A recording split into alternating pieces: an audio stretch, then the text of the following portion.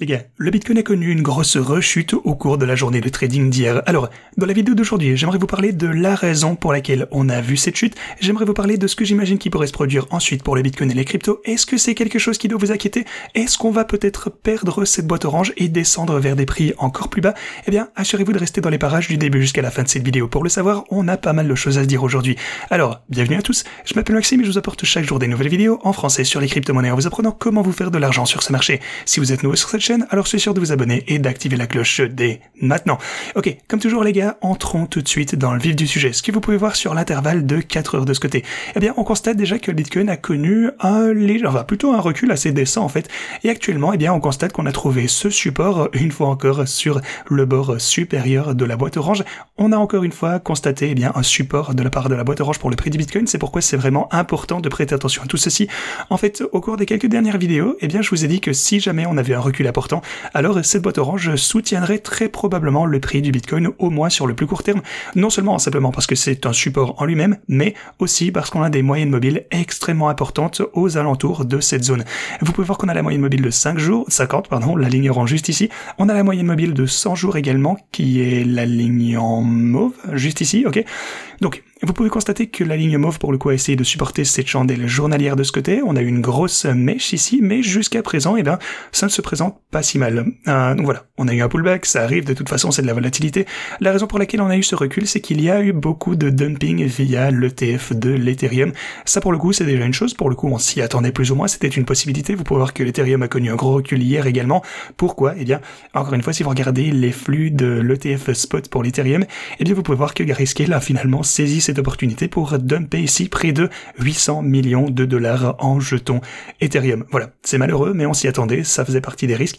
Le reste des ETF, pour le coup, connaissent toujours des afflux constants, donc ça, pour le coup, c'est toujours fantastique. On voit que sur le long terme, ce sera positif, mais forcément, on a des grosses quantités vendues de la part de Grayscale. Cependant, ils le font relativement vite, en fait. Si vous regardez tout l'Ethereum que possède Grayscale, eh bien, il leur reste environ 8 milliards de dollars en Ethereum de ce côté. Alors, si vous considérez qu'ils ont déjà vendu pour l'équivalent de 800 millions de dollars, eh bien, pour le coup, ça fait environ 10% de tous les jetons Ethereum dont ils disposent réellement en une seule journée. Donc en fait, ils le font à un rythme beaucoup plus rapide qu'avec l'ETF spot du Bitcoin en son temps. Comme vous le savez, de ce côté, eh bien, Grayscale avait dumpé également énormément de Bitcoin en son temps, mais ils le font bien plus rapidement avec l'Ethereum, donc au moins on en aura vite fini. À ce rythme, j'aurais envie de dire que vous pouvez lui accorder quelques semaines, et puis finalement, ça risque de ne plus avoir un effet aussi important. À mon avis, Grayscale sera vite à court d'Ethereum à vendre, donc encore une fois, il s'agit simplement de savoir quand il faudra commencer à voir ce changement de tendance. Une fois qu'ils n'en auront plus, on ne pourra plus faire que monter. Quand est-ce qu'on va recommencer à accumuler de l'Ethereum si vous pensez qu'on va se diriger vers des prix plus élevés? Si vous avez peur du dumping de Grayscale, eh bien, il faudra trouver le bon moment. C'est l'élément clé à surveiller en ce qui me concerne. Pour le coup, vous le savez, je suis parfaitement heureux d'accumuler à ces niveaux. Je pense qu'avec le temps, on risque de voir des prix bien plus élevés du côté de l'Ethereum. C'est toujours une bonne opportunité d'achat. Non seulement ça, je pense que l'ETF Ethereum, donc vous avez les afflux de ce côté, eh bien, risque sûrement de déclencher une nouvelle alt season, en tout cas peut-être une mini-saison des altcoins à un moment donné dans le futur. Je pense également que le Bitcoin va augmenter de prix, donc je ne m'en fais pour rien du tout. Pour moi, tout se présente encore relativement bien. On s'attendait à un petit peu de dumping. Pour le coup, les marchés traditionnels, eh bien, ont connu une grosse rechute par contre hier. En fait, cette chute qu'on a constatée sur les marchés traditionnels, eh bien, pour le coup, c'est quelque peu historique également. Regardez cette chandelle journalière. Là, pour le coup, c'est vraiment un gros problème. Le S&P 500 a clôturé une chute de 2,3%, et c'est totalement historique parce qu'on n'a rien vu de tel depuis 2007. Les gars, imaginez-vous, depuis 2007, on n'a pas vu de chute aussi importante. On n'a pas eu une chute de plus de 2% en une seule journée.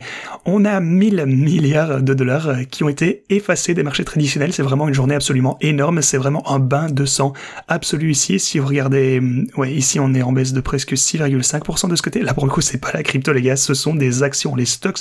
Vraiment, journée super difficile pour la boursière. Des gens perdu énormément d'argent.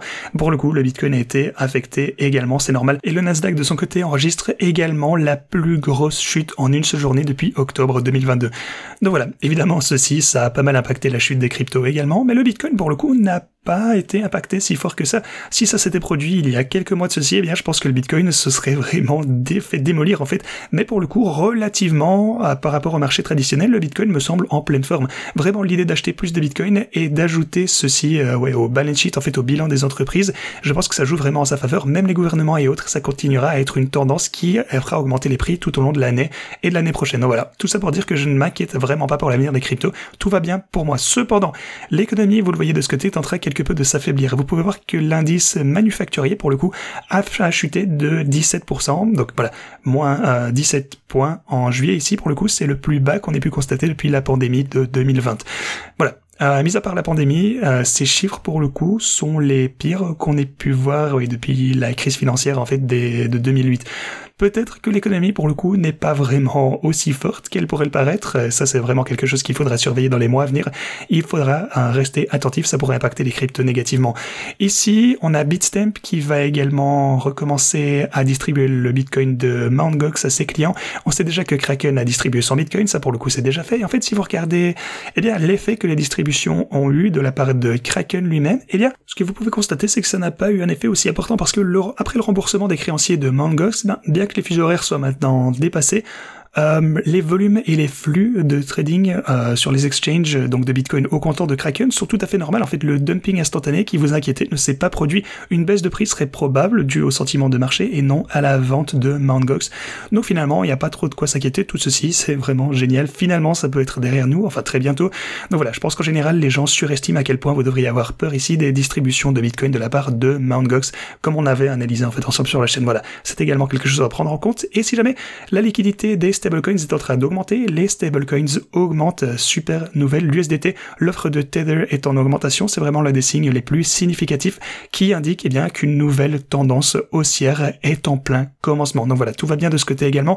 Bien entendu, ceci étant dit, si vous souhaitez obtenir les meilleurs bonus de dépôt disponibles, vous connaissez la chanson, vous pouvez vous rendre en description de cette vidéo, vous aurez jusque 60 000 $ en bonus sur OKX et jusque 40 000 $ sur BitGet. Vous pouvez également réclamer un trade de 300 $ en déposant 100 $ sur Evo. N'hésitez pas à profiter de tout ceci. Également, vous avez le meilleur outil de trading disponible, le LuxAlgo. Vous pourrez obtenir jusque 20% de réduction en utilisant le lien que vous avez en description. Ceci étant dit, les gars, c'est tout ce que je fais pour vous aujourd'hui. Merci d'avoir regardé cette vidéo et moi je vous dis à la prochaine.